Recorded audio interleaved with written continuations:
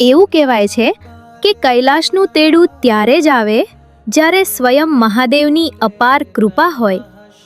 બરફાચ્છાદિત પર્વતોની ગોદમાં ભક્તિ, શાંતિ અને આત્માના દિવ્ય અનુભવને સાકાર કરવા માટે રુદ્ર કૈલાશ યાત્રા લઈને આવ્યું છે ઓગસ્ટ 2026 બેચ. ખાસ કરીને ગુજરાતી યાત્રાળુઓને ધ્યાનમાં રાખીને તૈયાર કરવામાં આવેલા આ શાનદાર આયોજનમાં તમને મળશે એક અનુભવી ટીમનો સંપૂર્ણ સપોર્ટ, સિનિયર સિટીઝન માટે વિશેષ કાળજી અને શુદ્ધ ભોજનની ઉત્તમ સુવિધા.